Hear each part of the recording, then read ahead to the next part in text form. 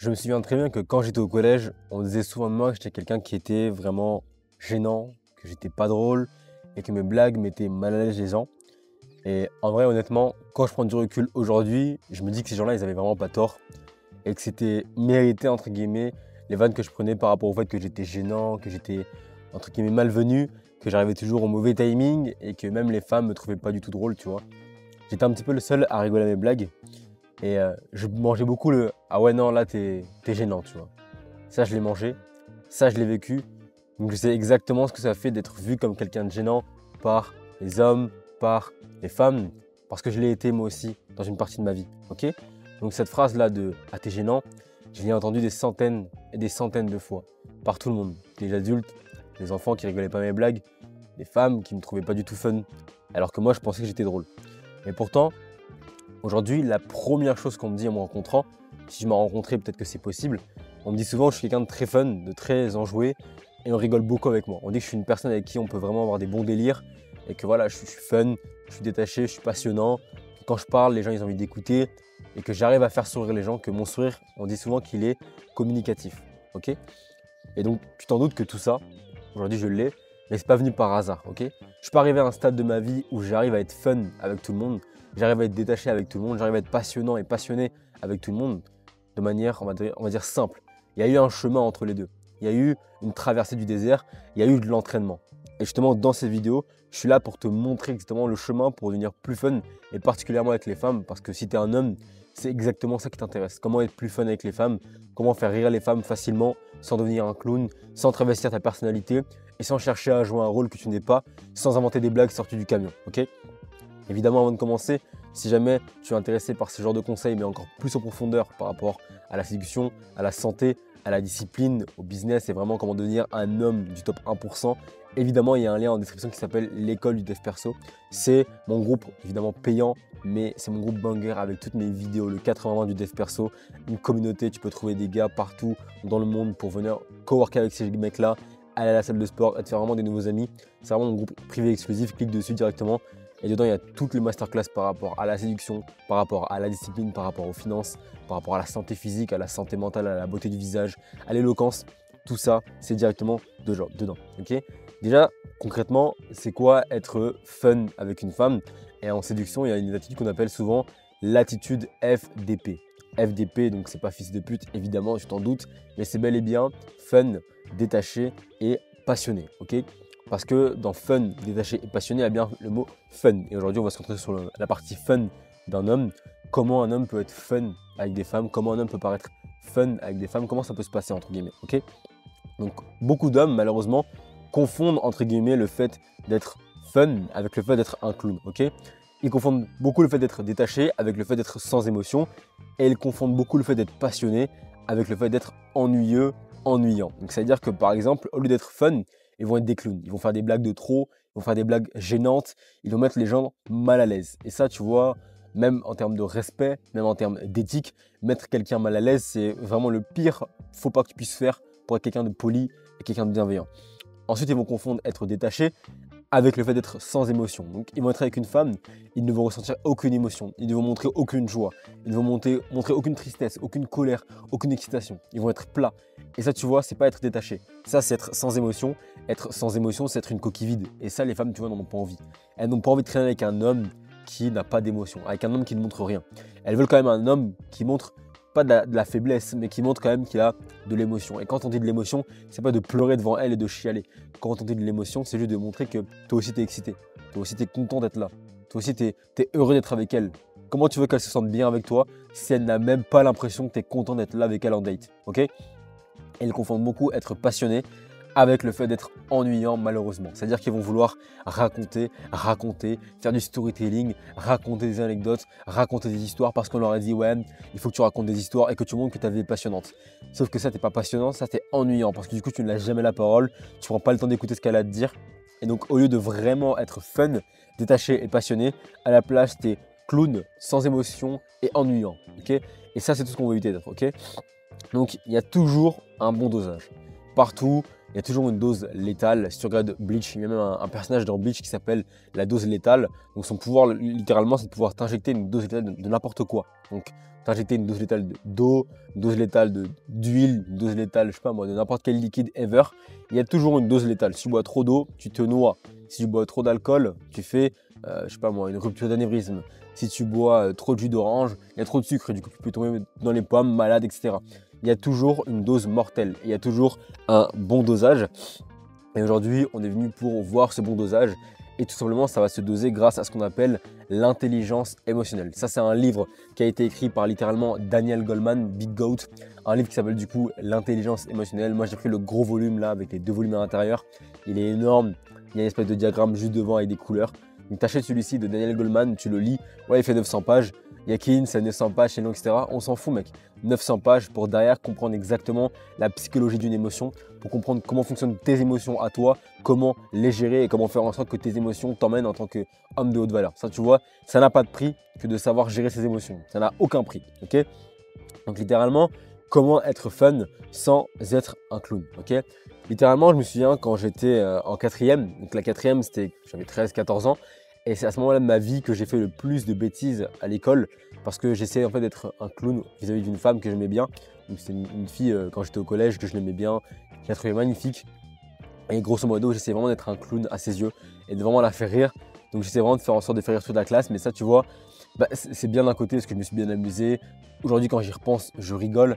Mais c'est pas ça qui m'a apporté cette femme-là parce que à la fin de l'année, au contraire, elle m'a quitté. Elle m'a dit que voilà, elle voulait plus tout être avec moi parce que je n'étais pas le G qu'elle voulait avoir. Donc c'est normal qu'elle m'ait dit bah non, on n'est plus en couple, tu vois. Enfin, entre guillemets, elle m'a quitté parce que j'étais pas l'homme de la situation. Moi, je pensais que j'étais fun, voilà, que j'étais détaché, que j'étais trop un G, etc. Pas du tout. Elle m'a fait comprendre qu'au contraire, c'était tout l'inverse. Je la gênais beaucoup et que c'était pas cool du tout.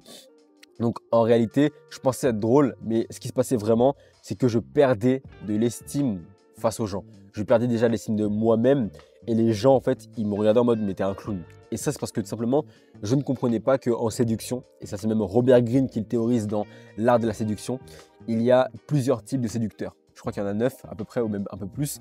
Mais en tout cas, il y a plusieurs types de séducteurs parce que chacun a un type de personnalité très différent. Parce que moi, par exemple, j'étais extrêmement intelligent, j'étais extrêmement brillant. Donc l'humour, je pouvais l'exploiter, mais d'une manière différente, avec un humour peut-être différent, une touche différente.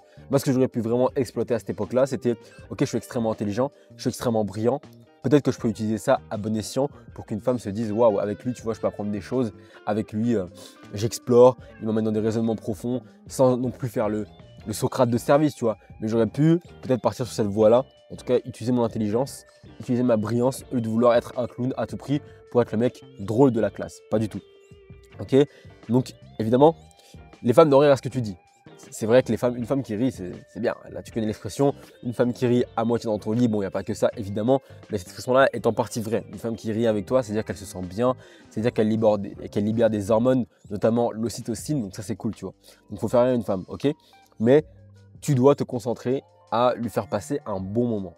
Et pour lui faire passer un bon moment, elle doit sentir que tu es vrai. Elle doit sentir que tu es authentique. Donc pour ça, tu ne dois pas en fait essayer de jouer le mec drôle. Si de base tu es quelqu'un de très humoristique et très drôle et que dans ta personnalité tu es très sarcastique, alors là appuie un maximum sur ça. Mais si de base tu n'es pas comme ça et qu'à la place de base tu es plutôt une personne qui est extrêmement intelligente, qui est extrêmement brillante, alors appuie sur ça. Ton but c'est pas de venir combler tes points faibles. En séduction c'est pas ça qui fonctionne. En séduction, ce qui fonctionne le mieux, c'est de ne pas venir entre guillemets combler ses défauts, mais de venir appuyer sur ses qualités. Parce que c'est ça que les gens regardent en premier. C'est pas est-ce qu'elle a travaillé sur ses défauts, ça on s'en fout, mais plutôt est-ce que ses qualités, elles sont maxées, est-ce que tu as maxé tes qualités. Donc si tu es quelqu'un de très sportif, très intelligent socialement parlant, montre-le à cette femme-là, ok? Si tu es quelqu'un de très doué en sciences, tu peux essayer de faire des rapports drôles, donc une expérience marrante, tu peux faire quelque chose, et dans tout le cas, tu vas forcément attirer quelqu'un qui est en rapport avec ton type de personnalité, ok? Mais chaque personnalité a une façon de séduire. Il y a des gens qui sont beaucoup plus taquins, il y a des gens qui sont beaucoup plus intelligents, d'autres qui sont beaucoup plus calmes, d'autres qui sont beaucoup plus, spontanés, explosifs, excitants. Et chacun en fait a une personnalité qu'il doit exploiter. Moi, je sais qu'aujourd'hui, je suis quelqu'un d'extrêmement leadership. J'ai un gros leadership. J'aime bien être dans la conquête et j'aime bien entre guillemets diriger, dominer les choses. Donc je sais que mon type de séduction, c'est pas principalement l'humour. Évidemment, une femme quand elle est avec moi, elle va rigoler de fou, mais c'est pas ça sur lequel j'appuie. Moi, ce que j'appuie le plus, c'est ok, quand tu seras avec moi, tu te sentiras bien, tu te sentiras guidé, protégé, tu te sentiras vraiment, tu sais que là où on va aller, ce sera cool, il y aura du fun, tu sais que l'environnement il est contrôlé et que tu peux être en sécurité. Moi, c'est ça que j'apporte dans ma séduction. Et toi, c'est autre chose. Mais ton but, en fait, c'est de le comprendre. Parce que les femmes, elles ont tout ce qu'on appelle un radar du fake. Si tu mens, elles vont le savoir. Une femme, elle le sent. Quand tu mens, une femme le sait directement, ok? Elle le sent peut-être pas directement, mais en tout cas, le radar du fake finit forcément par s'activer. Donc si tu mens dès le début, ça va se savoir au fur et à mesure. Donc le but, c'est de créer une image qui est cohérente et qui est vraie. Tu n'as pas besoin de faire semblant d'être un tel ou une telle. Elles vont s'en rendre compte, ok? Les femmes le savent très bien, elles le sentent vraiment parfaitement bien. Donc pour ça, elles ont un radar du fake. Donc toi, ton but, c'est pas de faker ta vie. C'est pas de mentir sur ta personnalité. Ton but, c'est d'accentuer ce que tu es déjà. C'est de montrer, ok, oui, c'est vrai, mon point faible, c'est peut-être l'humour, mais j'ai un point fort en logistique. Je suis hyper fort pour apprendre des choses. Je suis hyper fort pour faire passer des bons moments. Donc je vais te faire passer un bon moment, mais à ma sauce. Et tu verras que tu attireras littéralement la personnalité que tu es. Et il faut savoir une chose, il y a ce qu'on appelle 16 types de personnalités. Donc pour ça, tu vas sur internet, tu tapes test 16 types de personnalités et des personnages, etc. Ce qu'on appelle le MBTI en anglais, ok. Et donc moi, par exemple, je sais que je suis personnalité Commander. C'est une personnalité qui est extrêmement rare. Donc moi, je suis Commander. Ça veut dire que j'ai un sens du leadership, de la protection, du guide, du contrôle de l'environnement. Et donc quand je suis avec une femme, j'apprécie fortement ma capacité, entre guillemets, à gérer toutes les situations, même les pires. Parce que je reste avec un calme qui est sans nom. Et même si c'est la merde et que c'est hardcore, je souris. Et je me rappelle une fois, j'étais en date littéralement. Et je me souviendrai toute ma vie cette fois-là où j'étais en date et il me restait juste assez pour payer l'addition. Mais quand je te dis juste assez, c'est peut-être à 1 euro ou genre 50 centimes près. Et si j'avais pas eu ça dans mon compte, j'aurais pas pu payer l'addition, tu vois. À 1 euro près, je pouvais payer l'addition, grosso modo. Et donc, je l'ai fait, j'ai payé l'addition. Et quelques mois après, j'ai raconté à cette femme-là, tu sais que ce jour-là, quand on est parti à ce restaurant-là, il me restait juste pile poil ce qu'il fallait pour payer l'addition. Et après ça, j'étais broke ass pendant plusieurs jours. Elle a rigolé, elle était en mode mais comment t'as fait pour que je remarque même pas, etc. Parce que c'est mon point fort. Moi, ok, je peux faire rire une femme, c'est vrai. Je suis pas non plus, mec, je m'appelle pas Gad Elmaleh, je suis pas le mec qui va faire rire toute la pièce en mode haha, tout le monde va se tendre de rire. Je peux faire des blagues à droite à gauche où tout le monde va rigoler. Mais mon point fort, c'est ça, c'est d'assurer la logistique. Et quand elle était avec moi, alors que j'ai payé ce restaurant-là, alors que j'avais littéralement presque plus d'argent, et que je lui ai dit quelques mois après, elle m'a dit c'est incroyable parce que j'avais même pas remarqué. J'avais même pas fait attention que tu n'avais plus d'argent et ça me surprend que tu me dises ça aujourd'hui. Ça m'a fait extrêmement plaisir parce que je sais que c'est vraiment ça en fait. Et j'ai payé en fait. Et j'ai payé en gardant mon calme, en étant un G. Et ça, elle l'a vraiment apprécié parce que j'ai joué sur mon style de personnalité. Je me suis rendu plus sexy en étant encore plus moi-même. Et c'est très bizarre à dire, mais une fois que tu te connais bien, une fois que tu sais qui tu es, ce que tu es et ce pourquoi les gens t'aiment bien, tu dois accentuer encore plus sur ça. Moi, je suis quelqu'un qui est vu comme quelqu'un de très sexy, quelqu'un de très séducteur, quelqu'un qui contrôle l'environnement, un bon leadership, quelqu'un qui guide. Donc, j'appuie encore plus sur ça dans ma personnalité quand je suis avec quelqu'un. C'est très important, que ce soit homme, femme, que ce soit une vidéo, je suis quelqu'un comme ça. Donc, les gens m'aiment pour ça. Et moi, je m'aime aussi pour ça. C'est ma personnalité, je suis naturellement fait comme ça. Alors, j'appuie encore plus sur ma personnalité. Je ne cherche pas à jouer un rôle que je ne suis pas. Je ne cherche pas à jouer le mec qui fait des blagues bizarres. Non, je reste normal, ok? Donc, si tu ne sais pas qui tu es, tu vas littéralement vouloir t'inventer un personnage au lieu de simplement rentrer encore plus dans le tien.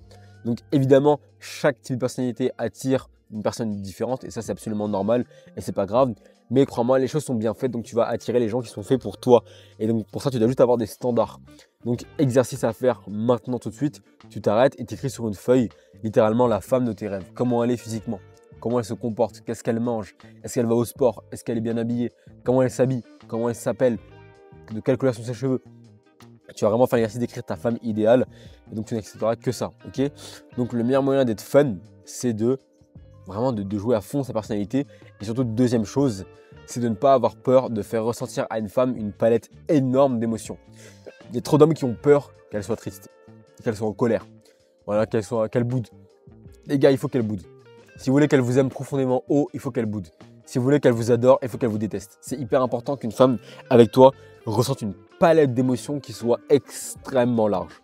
Mais quand je dis extrêmement large, il faut qu'elle ressente à la fois presque de la colère et de la haine et en même temps de l'extase et de la joie énorme. C'est extrêmement important qu'une femme ressente un pôle d'émotions avec toi qui soit très différent, ok? Parce que les bad boys, comme elles aiment le dire, c'est pas que ce sont des bad boys, C'est juste qu'avec elles, avec ces hommes-là, ces femmes-là, ressentent une palette d'émotions qui est extrêmement large. Elles ressentent à la fois du dégoût, à la fois de la tristesse, comme de la joie, comme de l'excitation, comme l'envie de faire des gosses. Elles ressentent littéralement tout avec ces hommes-là.